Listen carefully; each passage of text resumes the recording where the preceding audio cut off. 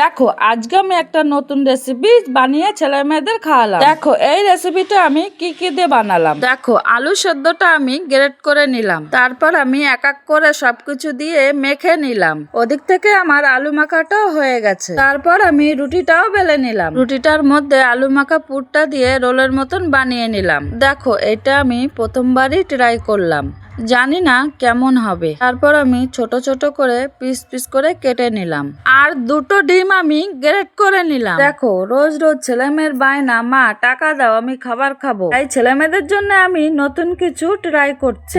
তোমাদের দাদাভাই এসে বলছে কি করছো, আমি বলছি দেখো তোমার ছেলে মেয়ের খুব বায়না, রোজ রোজ কিছু ওদের নতুন কিছু করে দিতেই হবে, এই আজকে আমি একটা নতুন কিছু ট্রাই করছি। তোমাদের দাদাভাই বলছে দাও তো একটু খেয়ে দেখি কেমন হয়েছে। দেখো তোমাদের সঙ্গে কথা বলতে বলতে আমার নতুন রেসিপিটা তৈরি হয়ে গেল। ওদিক থেকে তোমার দাদাভাইকে আর আমার মেয়েকে খেতেও দিয়ে দিলাম। আমাদের দাদাভাই বলছে খুব সুন্দর হয়েছে, আর মেয়েও বলছে মা খুব সুন্দর হয়েছে। আমি একটু খেয়ে দেখলাম, খুব ভালোই হয়েছে। দেখা হচ্ছে পরের ভিডিওতে।